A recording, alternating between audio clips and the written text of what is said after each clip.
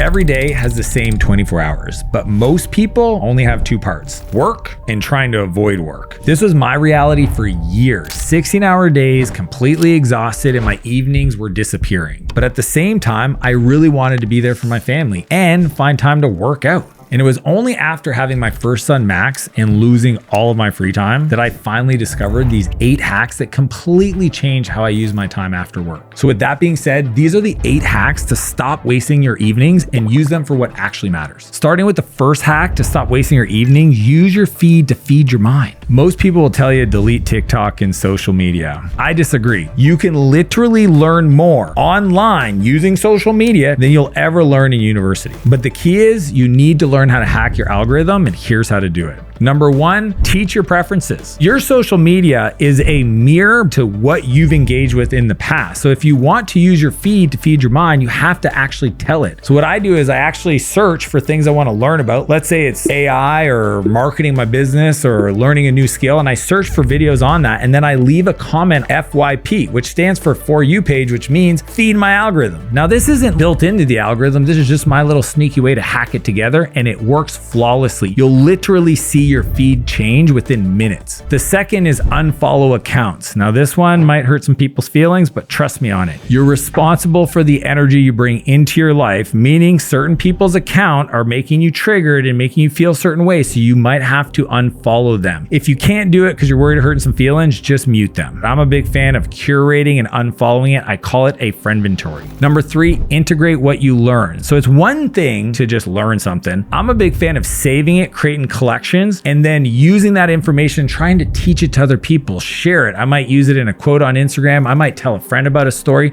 I might refer it to somebody on my team or a friend of mine. The more you integrate what you're learning into the people around you, the easier it is for it to come back to help your mind. While most productivity nerds out there will tell you, get off your phone and delete the app, I'm telling you, use it. You just got to do it this way so it actually makes you better. Which brings us to hack number 2 of getting back your evenings: forget work-life balance. Here's the reality. I work 7 days a week, evenings included. Most people that see me think I have this very balanced life, and the truth is my life is 24/7 creation. I don't have work-life balance, I have work-life integration. I just happen to be in business with the same people I go mountain biking with. I don't separate anything. It's funny because my dad used to say, if you love the work you do, you'll never work a day in your life. I just didn't think he thought that I would take it to this level. So here's how I integrate my life to not waste my evenings, to push my life forward. Every evening is used to be proactive to do something. Tuesday is date night with my wife. Mountain biking is Wednesday. It's all integrated. It's just doing the thing that I know is going to support my dreams. See, there is work that you can do even when your brain is fried and you're tired. So for example, if I'm not feeling like doing anything creative anymore, going to a founder's dinner or getting a group of friends to go mountain biking will reset my energy and allow me to have these conversations on the uphill that might move my business forward. The way I prioritize those kind of activities is using the Eisenhower matrix, where you have one axis that is importance, the other one is urgency. And what you want to do is use your evenings to do things that are important but not urgent. Strategy, ideation, reviewing data, and relationship building. Which brings us to hack number 3, schedule family time. See, most people spend time with their family or their friends, but they're like half there. Their brains are fried and they're not present. Here's what I recommend instead is block that time out. I've always found it interesting that the people you love the most usually get your leftovers. And the reason why is you just don't prioritize your energy throughout the week, especially your evenings. I remember being at an event and hearing Ryan Holiday share this quote. He said, there are people with kids and then there are parents. I think parents are intentional about what they want to do and teach their kids, whereas there's people with kids that literally just make sure that they're fed and that's about it. So here are 3 ways to be present with your kids or your friends. Number 1 is weekly date nights or weekly nights. It doesn't matter if you're single and you want to see your friends or go on dates, but you need to prioritize it. I learned a long time ago, if my wife and I are good, the kids are good. If mom and dad aren't good, the kids want one thing: mom and dad to be good. So you got to make it a priority. Number 2 is plan the activity. Most people will just sit at home and be like, let's watch a show together. And they just lay around on the couch and they consider that spending quality time together. I think you should date your partner. I think you should get out of your home and you should go do things that both are interesting to you and that maybe you haven't done before. Because if it's the same old,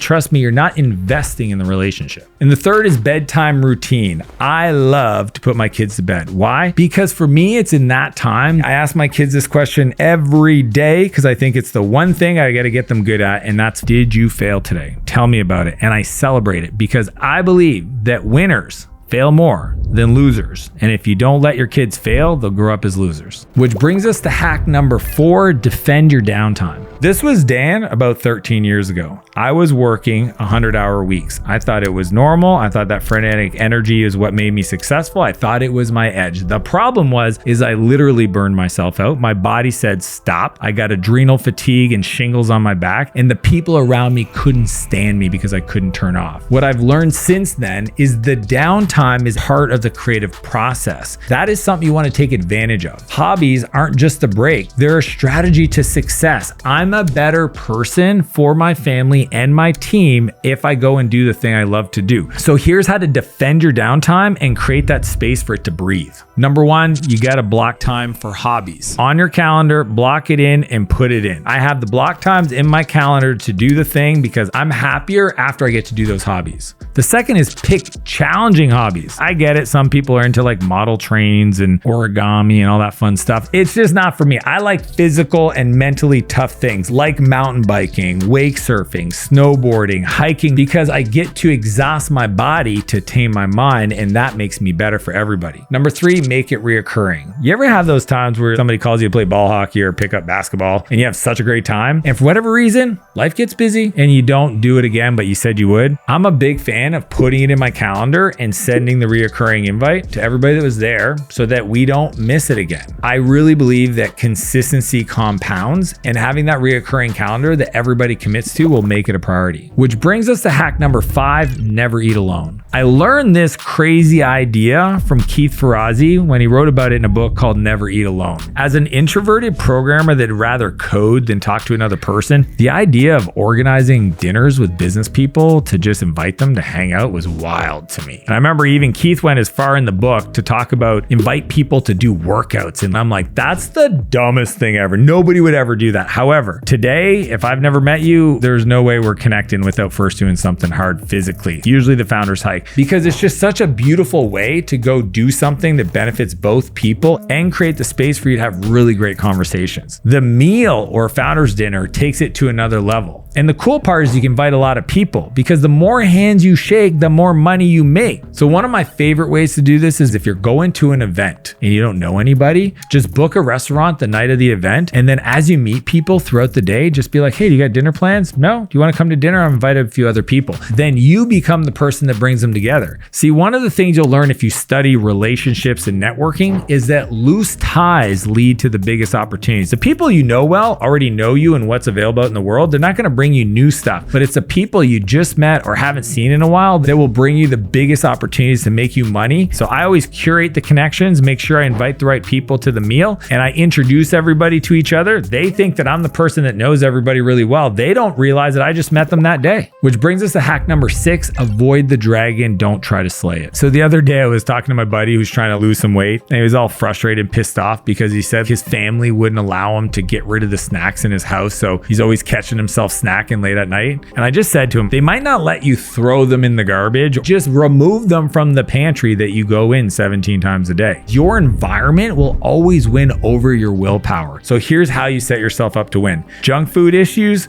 clean out your pantry. Don't have it in your face. For me, my crazy addiction is peanut butter. And if chocolate's nearby, you put those two together, it's not healthy. So I just don't have it in our pantry. It's in the laundry room. Video games, unplug the console. I had a video game console at my house, and I decided to bring it into the office. That way, if we wanted to play video games, we'd all have to get in the car, drive down to the office and play there. It turned out nobody wanted to play anymore. The ultimate way to not waste your evening is to make the good choice the only choice. Which brings us to hack number 7, do an evening reset. For me, this strategy is so important. I give everybody on all my teams this one book, and it's called the 5-Minute Journal. And here's how we break down the process. Number 1 is reflect on today. Ask yourself, and this is what the book prompts, what went well and what did you learn? Most people don't take time to celebrate their wins. They always say, oh, I didn't get this done. When they go to bed stressed out, which affects their sleep. If you can just redirect that energy to awesomeness, you will sleep better. Number 2 is review your goals. See, I believe that if you want to hit a target, reviewing that goal 3 times a day will increase the probability that you hit that crazy target, because you can't hit a target that you can't see. So every night before I shut things off and go to bed, I always review my goals. Number 3 is plan for tomorrow. Before I go to bed around 8:30, after I put my kids to bed, I sit down with my wife and we talk. I review my calendar. I review my plan. I make sure it reflects my priorities and my goals. And if it doesn't, I tweak stuff, screenshot it, send to my assistant. But make sure when I wake up, I know exactly what I'm going to attack, the workout, and then get to the work. Which brings us to hack number 8 of not wasting your evening. Set a bedtime alarm. A few months ago, I had one of my private clients in town